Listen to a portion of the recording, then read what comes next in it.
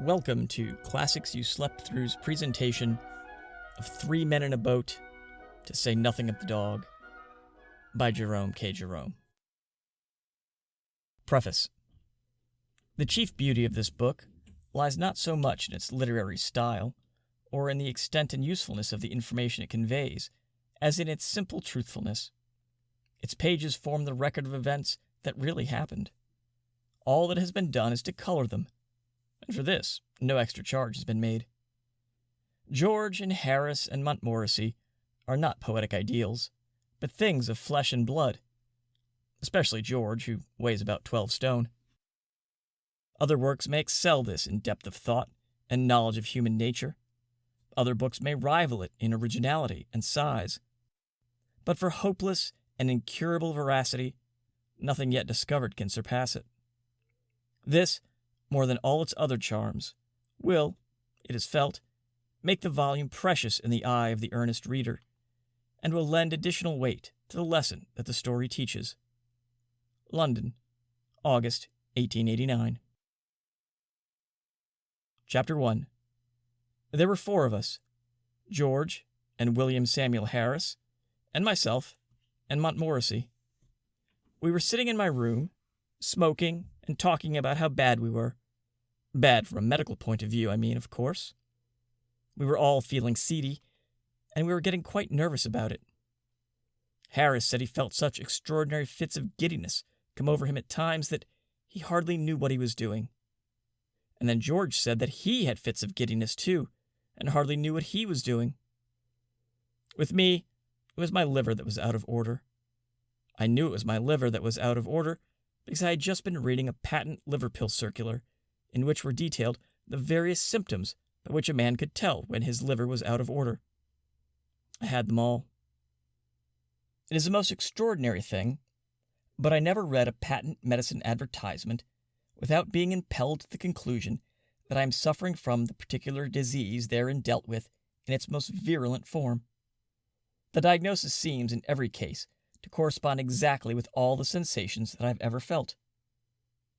I remember going to the British Museum one day to read up the treatment for some slight ailment of which I had a touch. Hay fever, I fancy it was. I got down the book and read all I came to read. And then, in an unthinking moment, I idly turned the leaves and began to indolently study diseases generally. I forgot which was the first distemper I plunged into. Some fearful, devastating scourge, I know. And before I had glanced half down the list of premonitory symptoms, it was borne in upon me that I'd fairly got it. I sat for a while, frozen with horror, and then, in the listlessness of despair, I again turned over the pages. I came to typhoid fever, read the symptoms, discovered that I had typhoid fever, must have had it for months without knowing it, wondered what else I'd got, turned up St. Vitus's dance, found, as I had expected, that I had that too. I began to get interested in my case and determined to sift it to the bottom, and so started alphabetically. Read up ague and learnt that I was sickening for it, and that the acute stage would commence in about another fortnight. Bright's disease, I was relieved to find, I had only in a modified form, and so far as that was concerned, I might live for years. Cholera I had, with severe complications, and diphtheria I seemed to have been born with. I plodded conscientiously through the 26 letters, and the only malady I could conclude I had not got was housemaid's knee. I felt rather hurt about this at first. It seemed somehow to be a sort of slight. Why hadn't I got housemaid's knee? Why this invidious reservation? After a while, however, less grasping feelings prevailed. I reflected that I had every other known malady in the pharmacology, and I grew less selfish, and I determined to do without housemaid's knee. Gout, in its most malignant stage, it would appear, had seized me without my being aware of it, and zymosis I had evidently been suffering with from boyhood. There were no more diseases after zymosis, so I concluded there was nothing else the matter with me. I sat and pondered. I thought, what an interesting case I must be from a medical point of view. What an acquisition I should be to a class. Students would have no need to walk the hospitals if they had me. I was a hospital in myself. All they need do would be to walk around me, and after that, take their diploma. Then I wondered how long I had to live. I tried to examine myself. I felt my pulse. I could not at first feel any pulse at all. Then, all of a sudden, it seemed to start off. I pulled out my watch and timed it. I made it 147 to the minute. I tried to feel my heart. I could not feel my heart. It had stopped beating. I've since been induced to come to the opinion that it must have been there all the time. It must have been beating, but I cannot account for it. I patted myself all over my front, from what I call my waist up to my head, and I went a bit round each side and a little way up the back. But I could not feel or hear anything. I tried to look at my tongue. I stuck it out as far as ever it would go, and I shut one eye and tried to examine it with the other.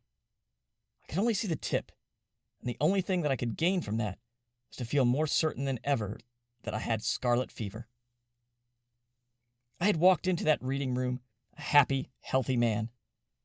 I crawled out a decrepit wreck. I went to my medical man. He's an old chum of mine and feels my pulse and looks at my tongue and talks about the weather. All for nothing when I fancy I'm ill. So I thought I would do him a good turn by going to him now. What a doctor wants, I said, is practice.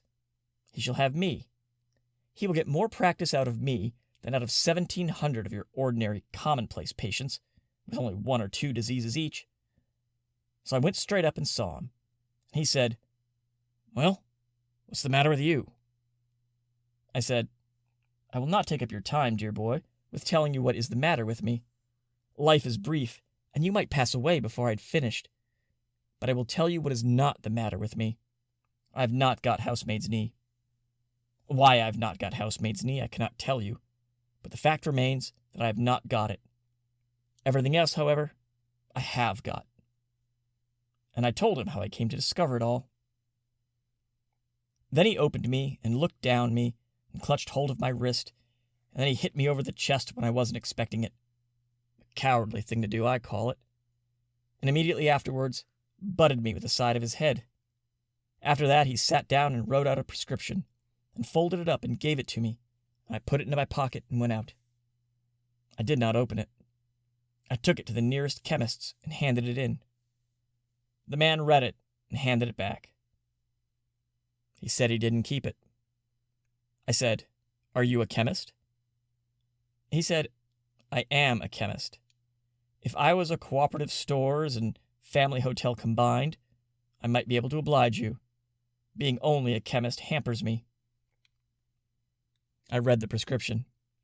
It ran, 1 pound beefsteak with 1 pint bitter beer every 6 hours, 1 10-mile walk every morning, 1 bed at 11 sharp every night, and don't stuff up your head with things you don't understand. I followed the directions, with the happy result, speaking for myself, that my life was preserved and is still going on.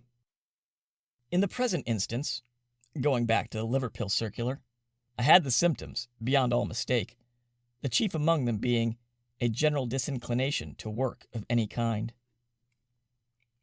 What I suffer in that way, no tongue can tell. From my earliest infancy, I've been a martyr to it. As a boy, the disease hardly left me for a day. They did not know then that it was my liver. Medical science was in a far less advanced state than now, and they used to put it down to laziness. "Why, you skulking little devil you," they would say.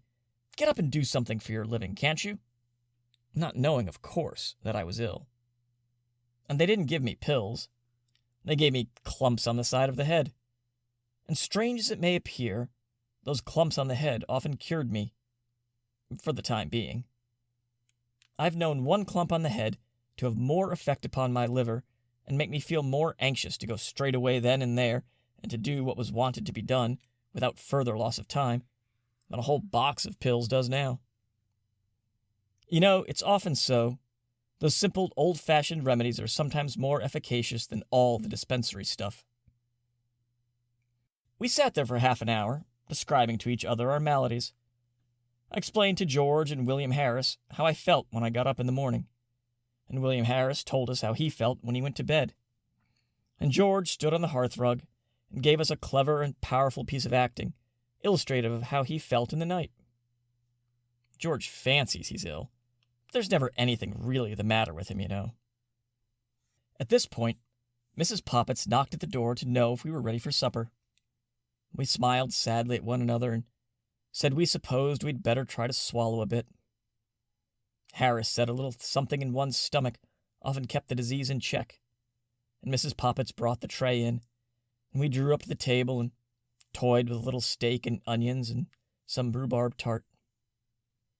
I must have been very weak at the time, because I know, after the first half hour or so, I seemed to take no interest whatever in my food, an unusual thing for me, and I didn't want any cheese. This duty done, we refilled our glasses, lit our pipes, and resumed the discussion upon our state of health. What it was that was actually the matter with us, we none of us could be sure of, but the unanimous opinion was that it, whatever it was, had been brought on by overwork. "What we want is rest," said Harris. "Rest and a complete change," said George. "The overstrain upon our brains has produced a general depression throughout the system. Change of scene, and absence of the necessity for thought, will restore the mental equilibrium." George has a cousin, who's usually described in the charge sheet as a medical student, so that he naturally has a somewhat family physicianary way of putting things.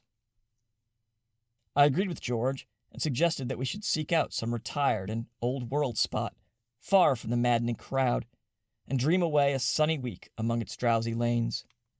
Some half-forgotten nook, hidden away by the fairies, out of reach of the noisy world. Some quaint perched eyrie on the cliffs of time, from whence the surging waves of the 19th century would sound far off and faint.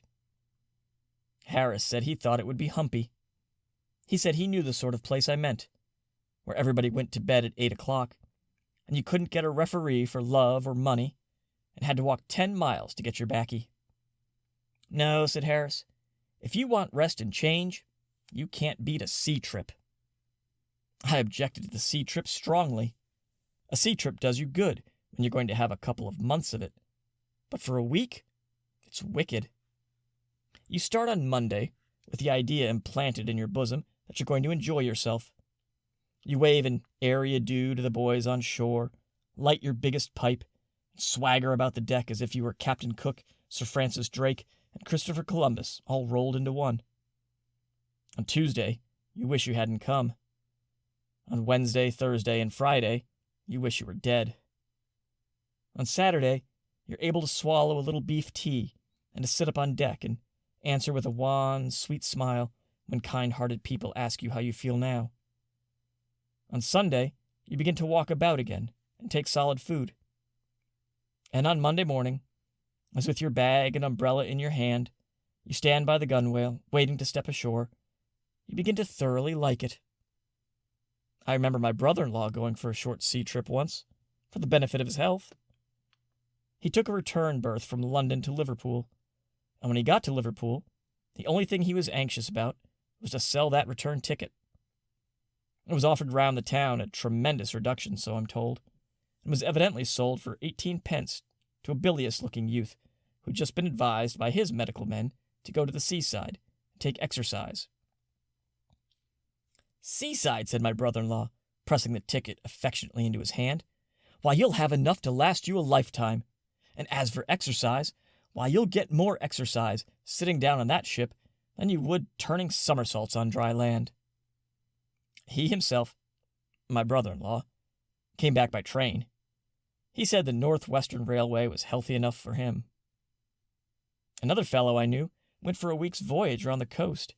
Before they started, the steward came to ask him whether he would pay for each meal as he had it, or arrange beforehand for the whole series. The steward recommended the latter course, as it would come so much cheaper. He said they would do him the whole week at £2.05. He said for breakfast there would be fish, followed by a grill. Lunch was at 1 and consisted of 4 courses. Dinner at 6, soup, fish, entree, joint, poultry, salad, sweets, cheese, and dessert, and a light meat supper at 10. My friend thought he would close on the £2.5 job. He is a hearty eater, and did so. Lunch came just as they were off Sheerness. He didn't feel so hungry as he thought he should, and so contented himself with a bit of boiled beef and some strawberries and cream. He pondered a good deal during the afternoon, and at one time it seemed to him that he'd been eating nothing but boiled beef for weeks, and at other times it seemed that he must have been living on strawberries and cream for years. Neither the beef nor the strawberries and cream seemed happy either, seemed discontented-like. At 6, they came and told him dinner was ready. The announcement aroused no enthusiasm within him, but he felt there was some of that £2.5 to be worked off, and he held on to ropes and things and went down. A pleasant odor of onions and hot ham, mingled with fried fish and greens, greeted him at the bottom of the ladder. And then the steward came up, with an oily smile, and said, "What can I get you, sir?"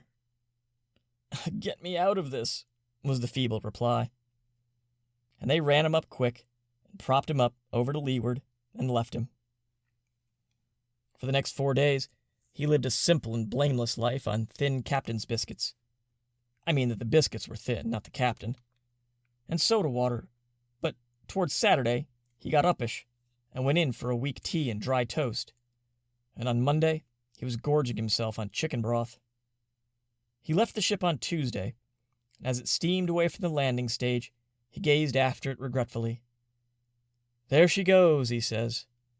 "There she goes, with £2 worth of food on board that belongs to me, and I haven't had." He said that if they had given him another day, he thought he could have put it straight. So I set my face against the sea trip. Not as I explained on my own account.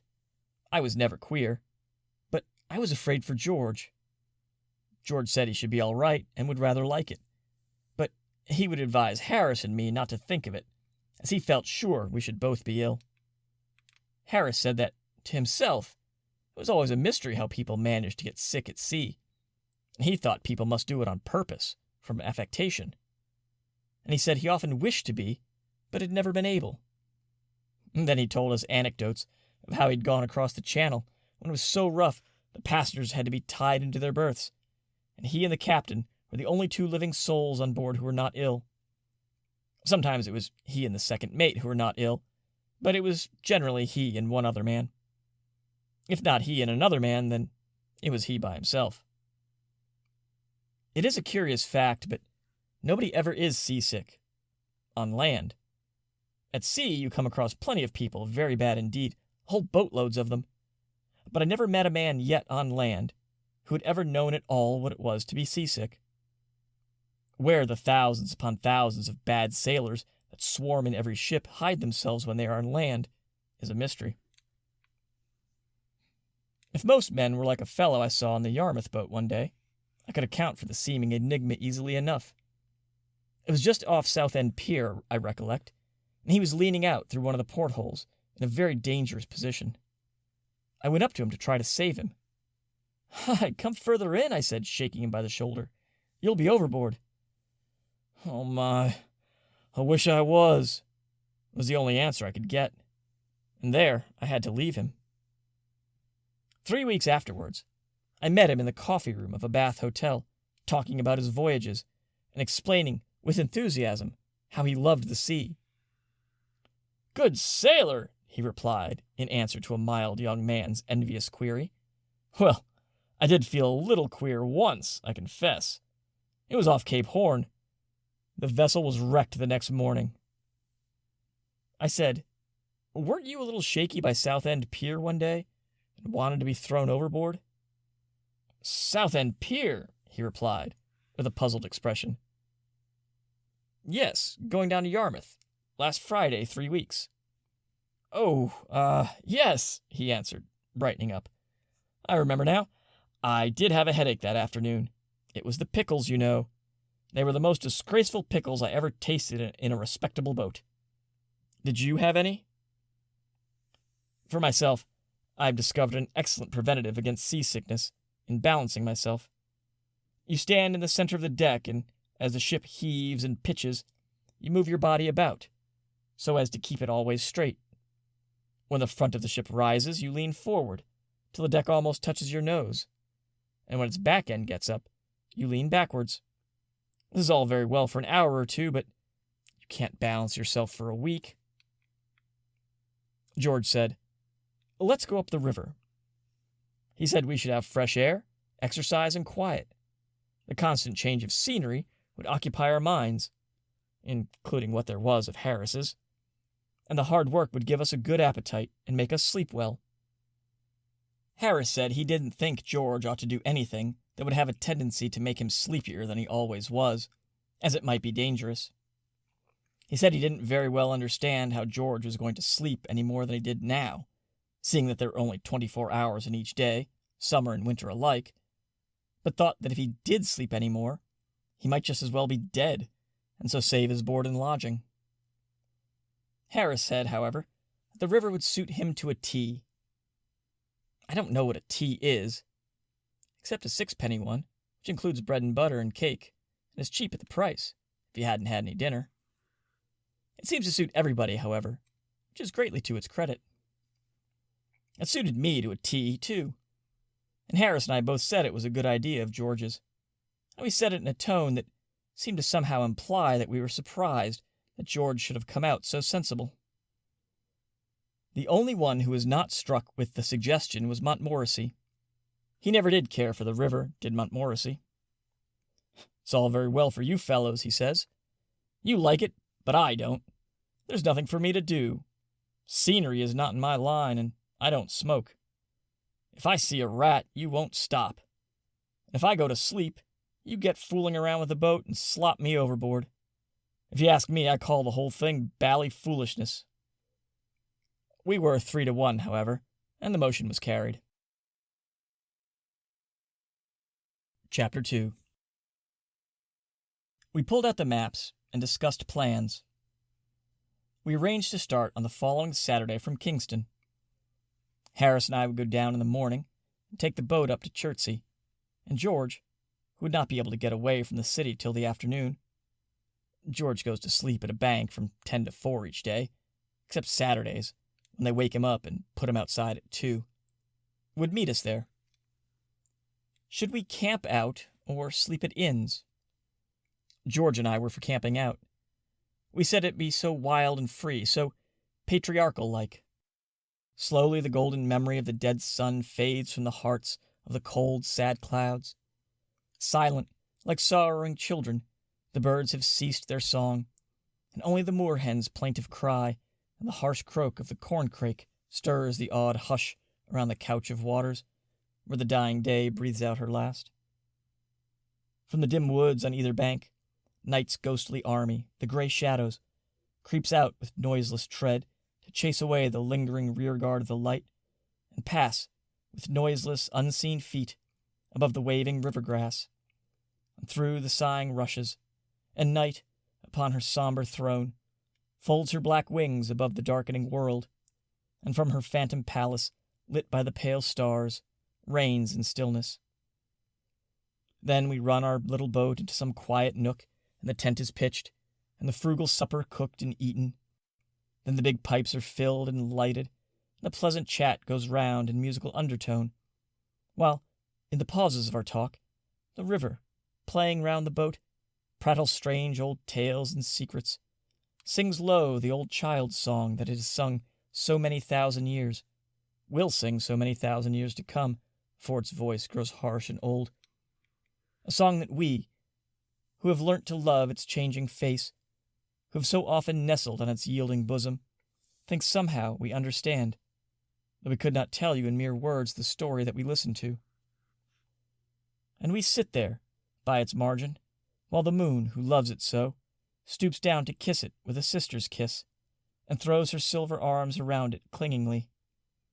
And we watch it as it flows, ever singing, ever whispering, out to meet its king, the sea, till our voices die away in silence, and the pipes go out, till we, commonplace, everyday young men enough, feel strangely full of thoughts, half sad, half sweet, and do not care or want to speak, till we laugh, and rising, knock the ashes from our burnt-out pipes, and say good night.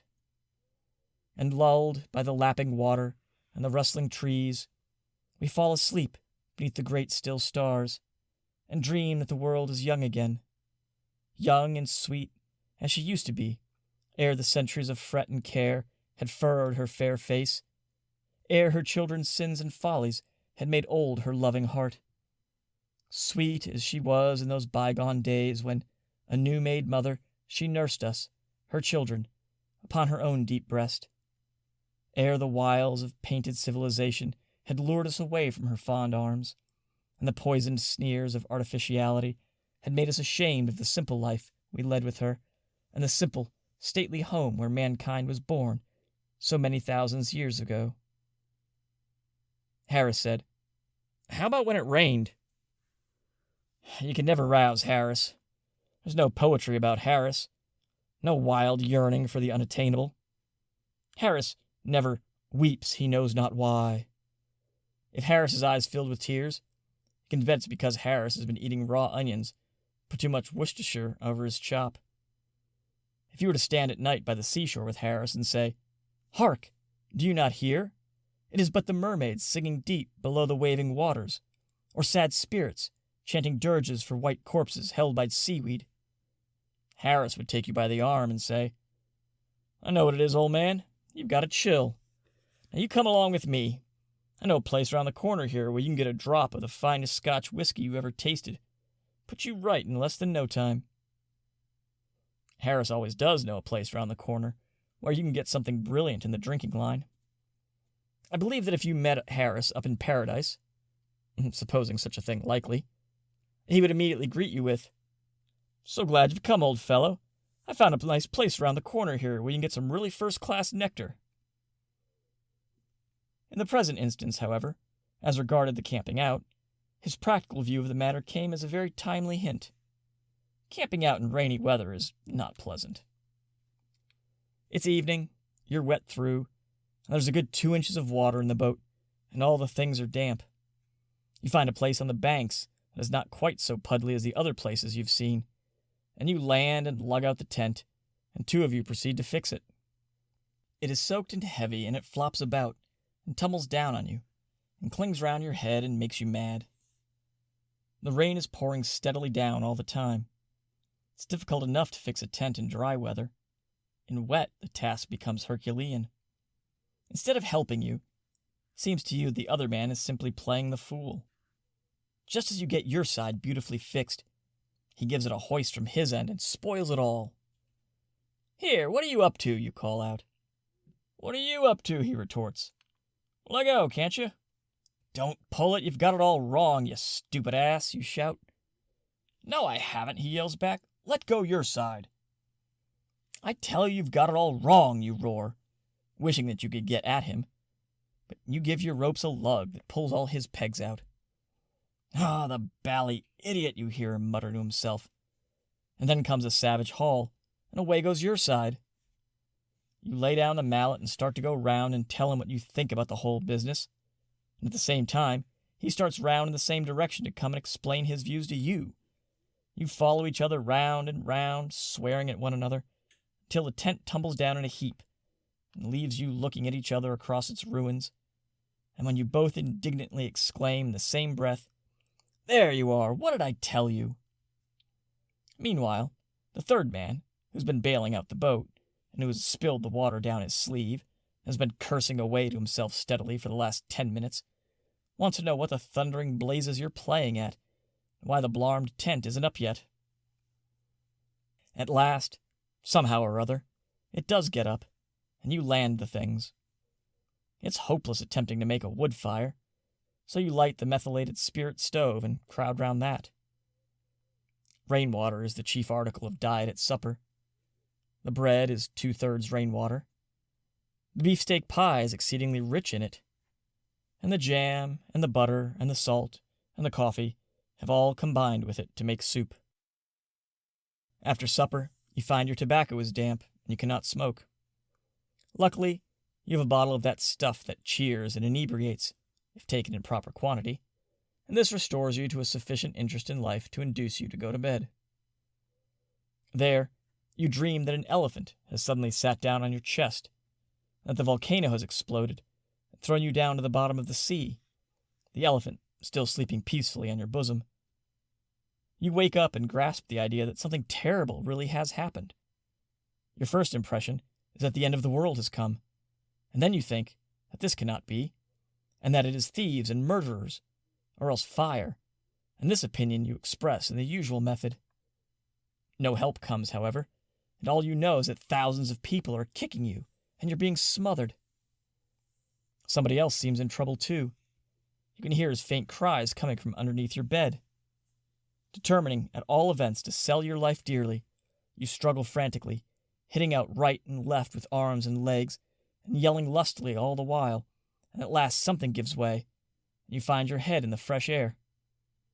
2 feet off, you dimly observe a half-dressed ruffian, waiting to kill you, and you are preparing for a life-and-death struggle with him, when it begins to dawn upon you that it's Jim. "Oh, it's you, is it?" he says, recognizing you at the same moment. "Yes," you answer, rubbing your eyes. "Oh, what's happened?" "Bally tent's blown down, I think," he says. "Where's Bill?" And you both raise up your voices and shout for Bill. And the ground beneath you heaves and rocks, and the muffled voice that you heard before replies out from the ruin, "Get off my head, can't you?" And Bill struggles out, a muddied, trampled wreck, and in an unnecessarily aggressive mood, he being under the evident belief that the whole thing has been done on purpose. In the morning, you are all three speechless, owing to having caught severe colds in the night. You also feel very quarrelsome, and you swear at each other in hoarse whispers during the whole of breakfast time.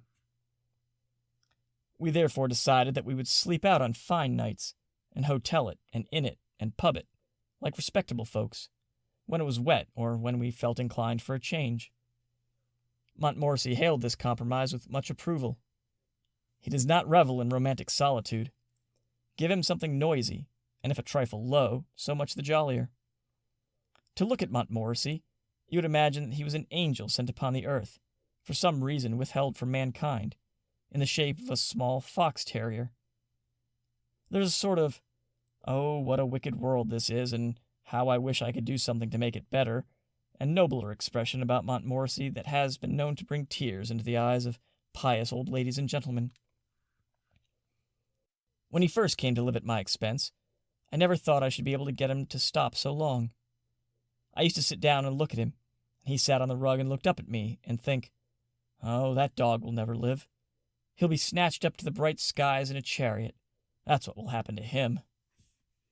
But when I had paid for about a dozen chickens that he had killed, and had dragged him, growling and kicking by the scruff of his neck, out of 114 street fights, and had had a dead cat brought round for my inspection by an irate female, who called me a murderer, and had been summoned by the man next door but one for having a ferocious dog at large, that had kept him pinned up in his own tool shed, afraid to venture his nose outside the door for over 2 hours on a cold night, and had learned that the gardener, unknown to myself, had won 30 shillings by backing him to kill rats against time.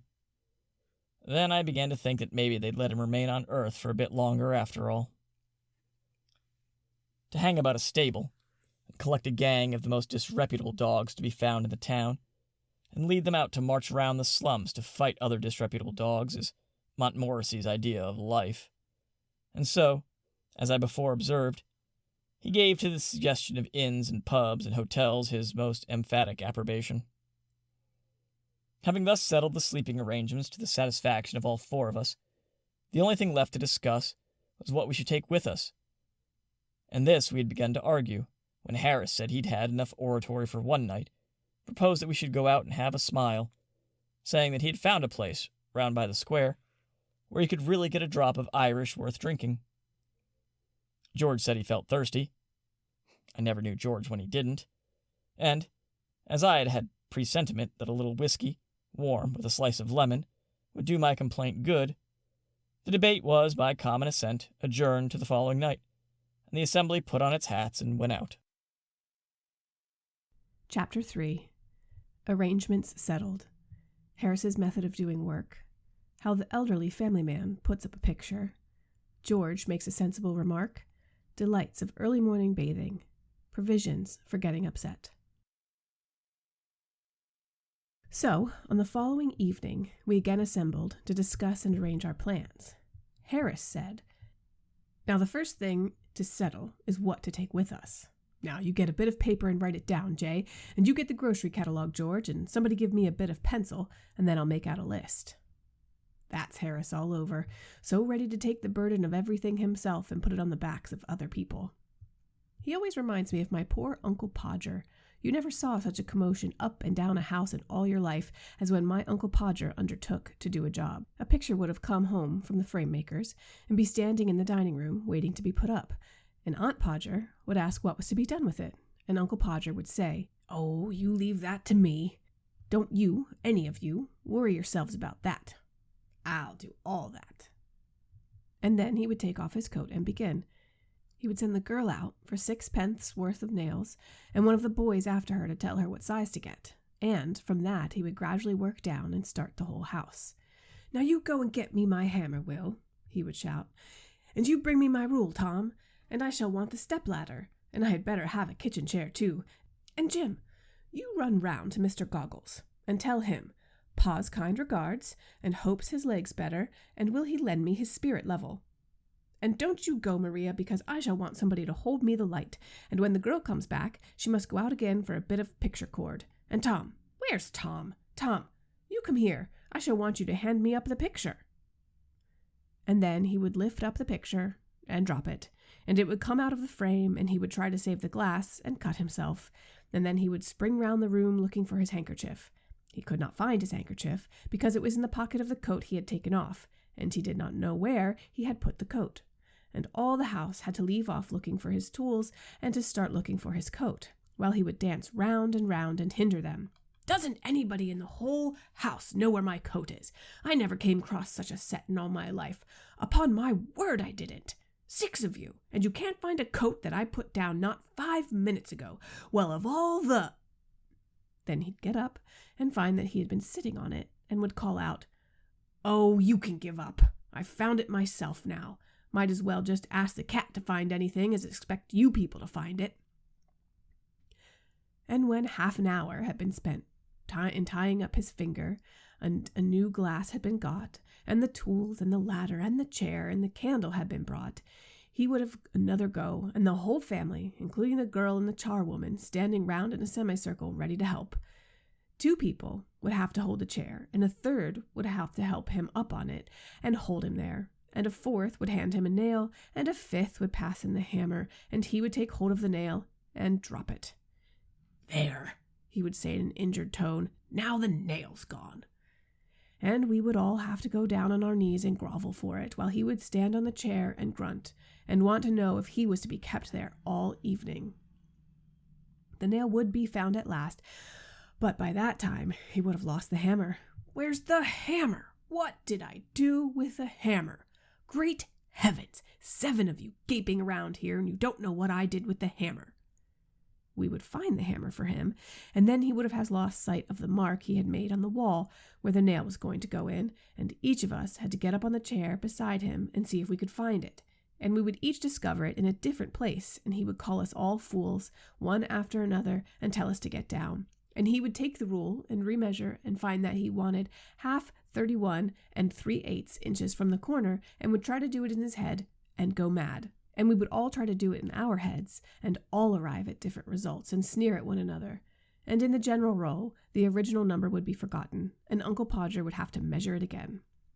We would use a bit of string this time, and at the critical moment, when the old fool was leaning over the chair at an angle of 45 and trying to reach a point 3 inches beyond what was possible for him to reach, the string would slip, and down he would slide onto the piano, a really fine musical effect being produced by the suddenness with which his head and body struck all the notes at the same time. And Aunt Maria would say that she would not allow the children to stand round and hear such language. At last, Uncle Podger would get the spot fixed again, and put the point of the nail on it with his left hand and take the hammer in his right hand. And, with the first blow, he would smash his thumb and drop the hammer with a yell on somebody's toes. Aunt Maria would mildly observe that next time Uncle Podger was going to hammer a nail into the wall, she hoped he'd let her know in time so that she could make arrangements to go and spend a week with her mother while it was being done. "Oh, you women make such a fuss over everything," Uncle Podger would reply, picking himself up. "Why, I like doing a little job of this sort." And then he would have another try, and at the second blow, the nail would go clean through the plaster, and half the hammer after it, and Uncle Podger be precipitated against the wall with force nearly sufficient to flatten his nose. Then we had to find the rule and the string again, and a new hole was made, and about midnight the picture would be up, very crooked and insecure, the wall for yards round looking as if it had been smoothed down with a rake, and everybody dead beat and wretched, except Uncle Podger. "There you are," he would say, stepping heavily off the chair onto the charwoman's corns, and surveying the mess he had made with evident pride. "Why, some people would have had a man in to do a little thing like that." Harris will be just that sort of man when he grows up, I know, and I told him so. I said I could not permit him to take so much labor upon himself. I said, "No, you get the paper and the pencil and the catalog, and George write it down, and I'll do the work." The first list we made out had to be discarded. It was clear that the upper reaches of the Thames would not allow of the navigation of a boat sufficiently large to take the things we had to settle down as indispensable, so we tore that list up and looked at another one. George said, "You know, we are on a wrong track altogether. We must not think of the things we could do with, but only of the things that we can't do without." George comes out really quite sensible at times. You'd be surprised. I call that downright wisdom, not merely as regards the present case, but with reference to our trip up the river of life generally. How many people on that voyage load up the boat till it is in ever danger of swamping with a store of foolish things which they think essential to the pleasure and comfort of the trip, but which are really only useless lumber?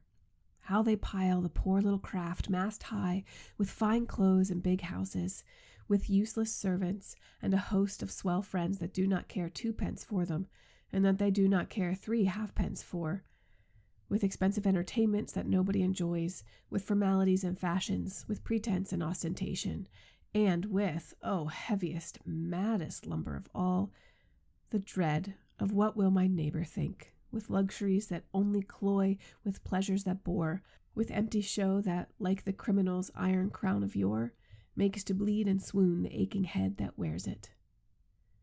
It is lumber, man, all lumber. Throw it overboard. It makes the boat so heavy to pull, you nearly faint at the oars. It makes it so cumbersome and dangerous to manage you never know a moment's freedom from anxiety and care, never gain a moment's rest for dreamy laziness.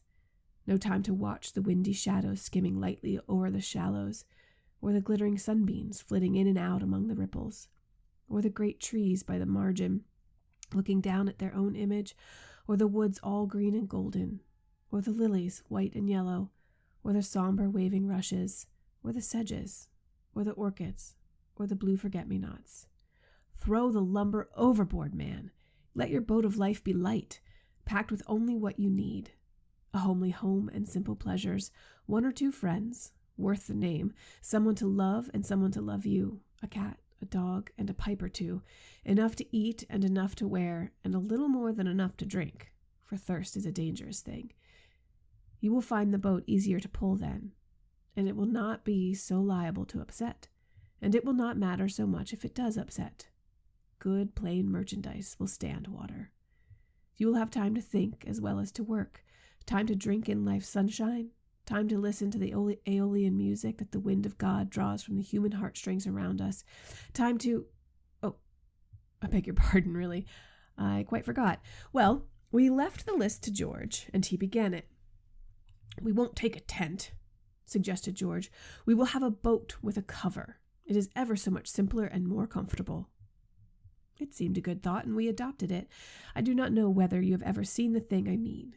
You fix iron hoops over the boat and stretch a huge canvas over them and fasten it down all around from stem to stern, and it converts the boat into a sort of little house. And it is beautifully cozy, though a trifle stuffy, but there everything has its drawbacks, as the man said when his mother-in-law died and they came down upon him for the funeral expenses.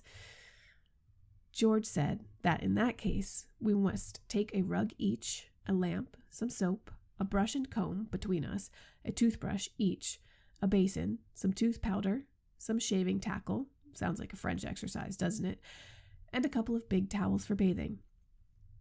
I noticed that people always make gigantic arrangements for bathing when they're going anywhere near the water, but that they don't bathe much when they are there. It is the same when you go to the seaside. I always determine, when thinking over the matter in London, that I'll get up early every morning and go and have a dip before breakfast, and I religiously pack up a pair of drawers and a bath towel. I always get red bathing drawers. I rather fancy myself in red bathing drawers. They suit my complexion so. But when I get to the sea, I don't feel somehow that I want that early morning bathe nearly so much as I did when I was in town.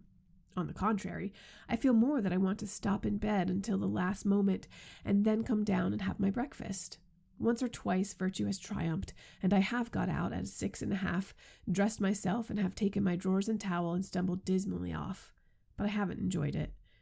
They seem to keep a specially cutting east wind waiting for me when I go to bathe in the early morning, and they pick out all the three-cornered stones and put them on top, and they sharpen up the rocks and cover the points over with a bit of sand so that I can't see them. And they take the sea and they put it 2 miles out so that I have to huddle myself up in my arms and hop, shivering, through 6 inches of water. And when I do get to the sea, it is rough and quite insulting. One huge wave catches me up and chucks me in the sitting posture as hard as it ever can down onto a rock which has been put there for me. And before I've said, ugh, and found out what has gone, the wave comes back and carries me out to mid-ocean.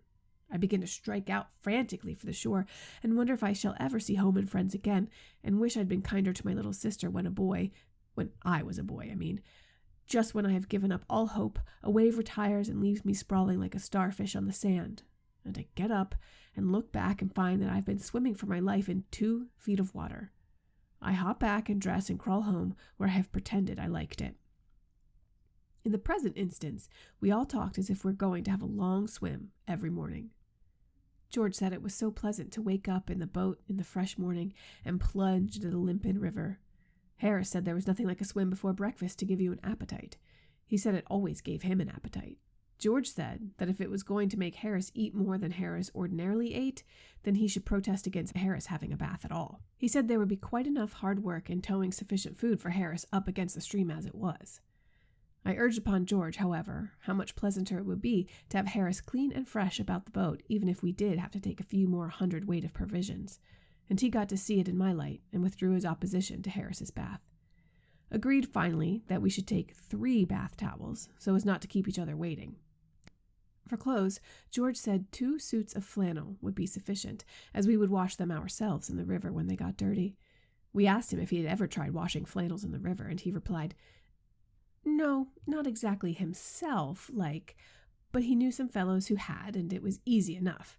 And Harris and I were weak enough to fancy he knew what he was talking about, and that 3 respectable young men without position or influence and with no experience in washing could really clean their own shirts and trousers in the River Thames with a bit of soap. We were to learn in the days to come, when it was too late, that George was a miserable impostor who could evidently have known nothing whatever about the matter. If you had seen these clothes after. But as the shilling shockers say, we anticipate. George impressed upon us to take charge of underthings and plenty of socks in case we got upset and wanted a change. Also, plenty of handkerchiefs, as they do to wipe things, and a pair of leather boots, as well as our boating shoes, as we would want them if we got upset. Chapter 4. The Food Question. Objections to paraffin oil as an atmosphere. Advantages of cheese as a traveling companion. A married woman deserts her home. Further provision for getting upset. I pack. Cussedness of toothbrushes. George and Harris pack. Awful behavior of Montmorency. We retire to rest. Then we discuss the food question. George said, "Begin with breakfast." George is so practical. "Now, for breakfast, we shall want a frying pan." Harris said it was indigestible, but we merely urged him not to be an ass, and George went on. "A teapot and a kettle, and a methylated spirit stove." "No oil," said George with a significant look, and Harris and I agreed. We had taken up an oil stove once, but never again. It had been like living in an oil shop that week. It oozed. I never saw such a thing as a paraffin oil is to ooze. We kept it in the nose of the boat, and from there it oozed down to the rudder, impregnating the whole boat and everything in it on its way, and it oozed over the river and saturated the scenery and spoilt the atmosphere. Sometimes a westerly oil wind blew, and at other times an easterly oil wind, and sometimes it blew a northerly oily wind, and maybe a southerly oily wind. But whether it came from the Arctic snows or was raised by the waste of the desert sands, it came alike to us laden with the fragrance of paraffin oil. And that oil oozed up and ruined the sunset, and as for the moonbeams, they positively reeked of paraffin. We tried to get away from it at Marlow. We left the boat by the bridge and took a long walk through the town to escape it, but it followed us. The whole town was full of oil. We passed through the churchyard, and it seemed as if the people had been buried in oil. The high street stunk of oil. We wondered how people could live in it, and we walked miles upon miles out Birmingham way, but it was no use. The country was steeped in oil. At the end of that trip, we met together at midnight in a lonely field under a blasted oak and took an awful oath. We had been swearing for a whole week about the thing in an ordinary middle-class way, but this was a swell affair. An awful oath never to take paraffin oil with us in a boat again, except, of course, in case of sickness.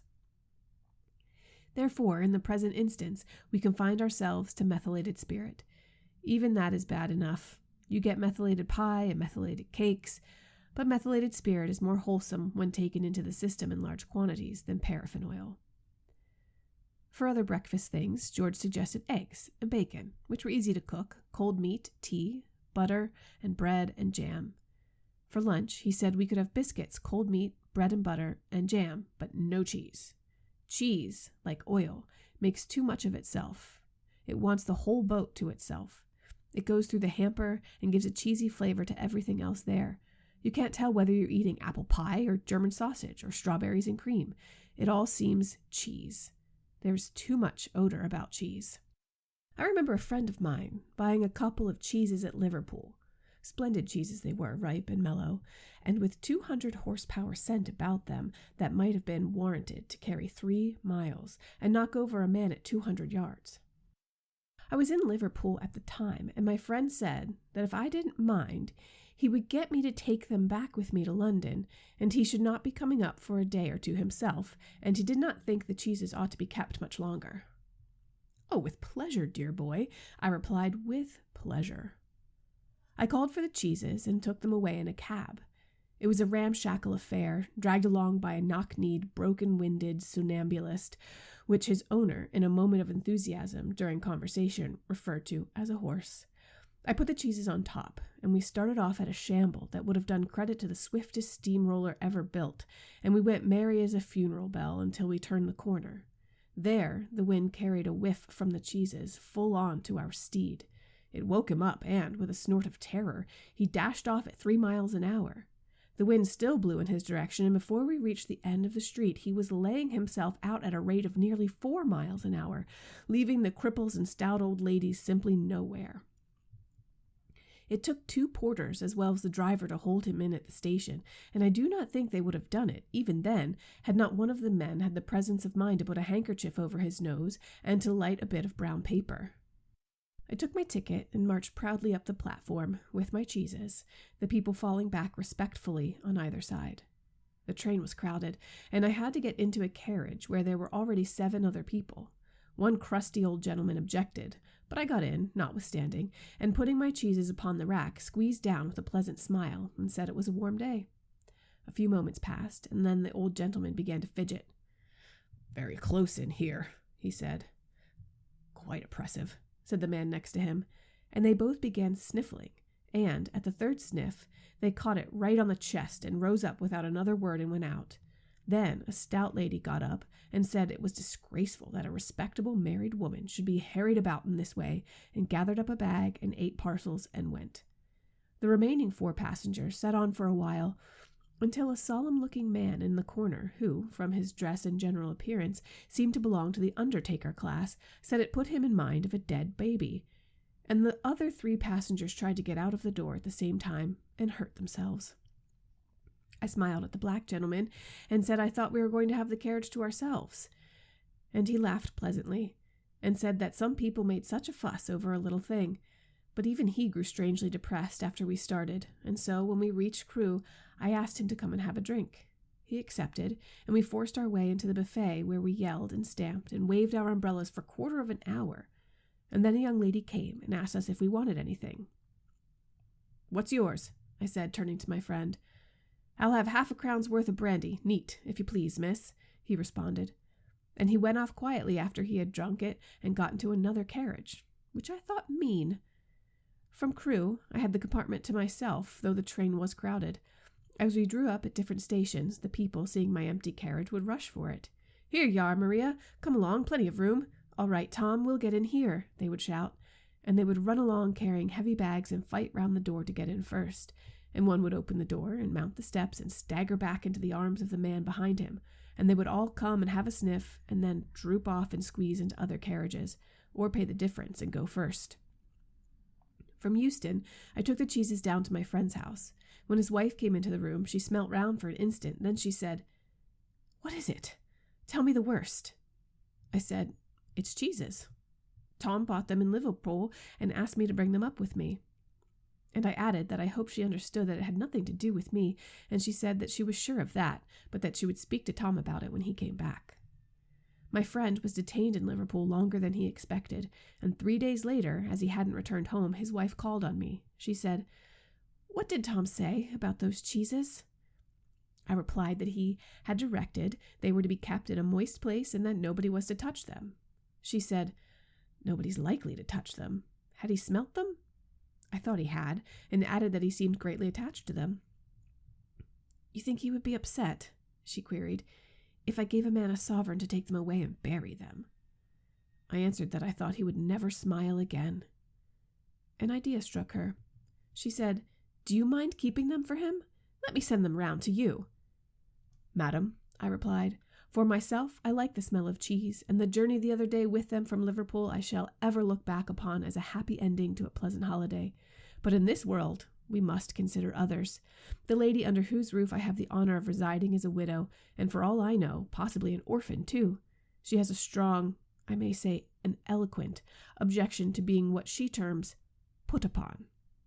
The presence of your husband's cheeses in her house she would, I instinctively feel, regard as a put upon. And it shall never be said that I put upon the widow and the orphan." "Very well, then," said my wife's friend, rising. "All I have to say is that I shall take the children and go to a hotel until those cheeses are eaten. I decline to live any longer in the same house with them." She kept her word, leaving the place in charge of the charwoman, who, when asked if she could stand the smell, replied, "What smell?" And who, when taken close to the cheeses and told to sniff hard, said she could detect a faint odor of melons. It was argued from this that little injury could result to the woman from the atmosphere, and she was left. The hotel bill came to 15 guineas, and my friend, after reckoning everything up, found that the cheeses had cost him 8 and 6 pence a pound. He said he dearly loved a bit of cheese, but it was beyond his means, so he determined to get rid of them. He threw them into the canal, but had to fish them out again, as the bargemen complained. They said it made them feel quite faint, and after that he took them one dark night and left them in the parish mortuary, but the coroner discovered them and made a fearful fuss. He said it was a plot to deprive him of his living by waking up the corpses. My friend got rid of them, at last, by taking them down to the seaside and burying them on the beach. It gained the place quite a reputation. Visitors said they had never noticed before how strong the air was, and weak-chested and consumptive people used to throng there for years afterwards. Fond as I am of cheese, therefore, I hold that George was right in declining to take any. "We shan't want any tea," said George. Harris's face fell at this. "But we'll have a good round, square, slap-up meal at 7, dinner, tea, and supper combined." Harris grew more cheerful. George suggested meat and fruit pies, cold meat, tomatoes, fruit, and green stuff. For drink, we took some wonderful sticky concoction of Harris's, which you mixed with water and called lemonade, plenty of tea, and a bottle of whiskey, in case, as George said, we got upset. It seemed to me that George harped too much on the getting upset idea. It seemed to me the wrong spirit to go about the trip in. But I'm glad we took the whiskey. We didn't take beer or wine. They are a mistake up the river. They make you feel sleepy and heavy. A glass in the evening when you are doing a mooch around the town and looking at the girls is all right enough, but don't drink when the sun is blazing down on your head and you've got hard work to do. We made a list of the things to be taken, and a pretty lengthy one it was before we parted that evening. The next day, which was Friday, we got them all together and met in the evening to pack. We got a big Gladstone for the clothes and a couple of hampers for the victuals and the cooking utensils. We moved the table up against the window, piled everything in a heap in the middle of the floor, and sat round and looked at it. I said I'd pack. I rather pride myself on my packing. Packing is one of those many things that I feel I know more about than any other living person. It surprises me myself sometimes how many of these subjects there are. I impressed the fact upon George and Harris and told them that they had better leave the whole matter entirely to me. They fell into suggestion with a readiness that had something uncanny about it. George put on a pipe and spread himself over the easy chair, and Harris cocked his legs on the table and lit a cigar. This was hardly what I had intended. What I had meant, of course, was that I should boss the job, and that Harris and George should potter about under my directions, I pushing them aside every now and then with, "Oh, you, here, let me do it. There you are, simple enough." Really teaching them, as you might say. Their taking it in the way they did irritated me. There is nothing does irritate me more than seeing other people sitting about doing nothing when I'm working. I lived with a man once who used to make me mad that way. He would loll on the sofa and watch me doing things by the hour together, following me round the room with his eyes wherever I went. He said it did him real good to look on at me messing about. He said it made him feel that life was not an idle dream to be gaped and yawned through, but a noble task, full of duty and stern work. He said he often wondered now how he could have gone on before he met me, never having anybody to look at while they worked. Now, I'm not like that. I can't sit still and see another man slaving and working. I want to get up and superintend, and walk round with my hands in my pockets and tell him what to do. It is my energetic nature. I can't help it. However, I did not say anything, but started the packing.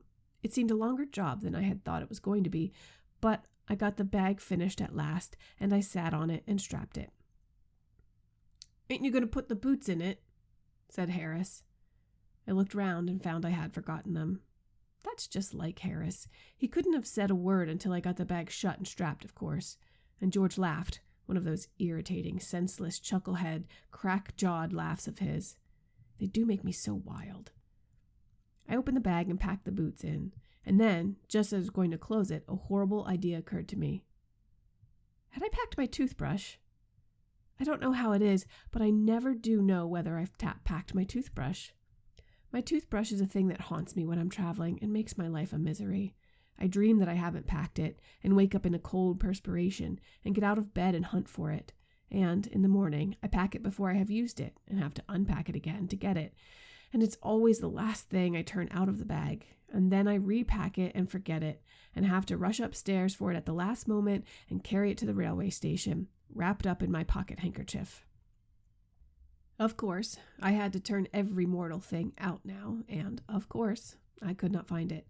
I rummaged the things up into much the same state that they must have been before the world was created, and when chaos reigned. Of course, I found George's and Harris's 18 times over, but I couldn't find my own. I put the things back one by one and held everything up and shook it. Then I found it inside a boot. I repacked once more.